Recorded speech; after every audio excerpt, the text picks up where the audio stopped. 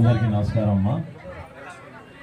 పులిరాముడిగూడెంలో ఇంత చక్కగా ఏజెన్సీ ప్రాంతంలో మీ అందరితో పాటు మా అందరికీ కూడా ఒక అవకాశం కల్పించాయి.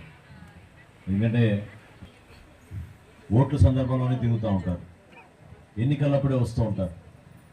కానీ నిజాయితీగా ఒక మంచి మనసుతోటి మీ అందరికీ కూడా అభివృద్ధి జరగాలి, మీరు కూడా మా అందరితో పాటు సమాజంలో ఒక మంచి స్థాయికి మీరు ఎదగాలి అని ప్రభుత్వం చేస్తున్న ఒక ప్రయత్నాన్ని మీ దగ్గర తీసుకురావడానికి స్థానిక శాసనసభ్యుడు బాలరాజు గారు, అదేవిధంగా మీ ట్రైకార్ చైర్మన్ శ్రేణి గారు, ఇక్కడ విచ్చేసిన మా ఉంగుటూరు శాసనసభ్యులు ధర్మరాజు గారు, సాయి గారు, రవికుమార్ గారు, అదేవిధంగా ఇక్కడ గతంలో ఎమ్మెల్యేగా చేశారు గంటా మురళి గారు, మా జిల్లా అధ్యక్షుడు గోవింద్ గారు, పిఓ ఐటీడీఏ గారు చాలా బలంగా చెప్పారు మీ అందరికీ కూడా.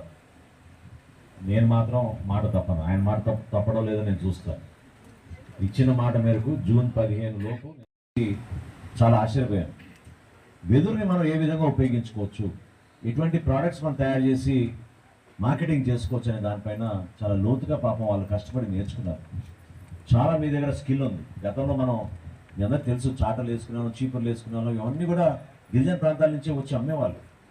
సంతల్లో కొనుగోలు చేసుకుని పోయే దళారులు మీకన్నా 10 రెట్లు ఎక్కువ సంపాదించుకునేవాళ్ళు.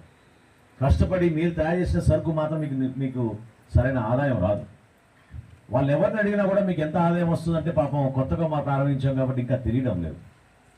10,000 రూపాయలు పెట్టి ఒక కుర్చీ అమ్మాలంటే దాని వెనక డీజిల్, పెట్రోలు, కరెంటు, మీ శ్రమ, మీకున్న తెలివితేటలు నేర్చుకున్నారు మీరు. దానికోసం ప్రభుత్వం నుంచి ఇందాకనే పిఓ గారు చెప్పారు, 7,500 రూపాయలతో ఒక్కొక్కరికి ఒక బ్యాగ్ ఇచ్చి సరుకులు ఏ విధంగా తయారు చేయాలో దాని గురించి వస్తువులు ఇచ్చారని.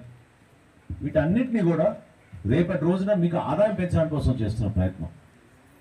మీరు రోడ్ల గురించి చెప్పారు, ఒక్క రోడ్ వేస్తే సరిపోదు కదా అన్నారు.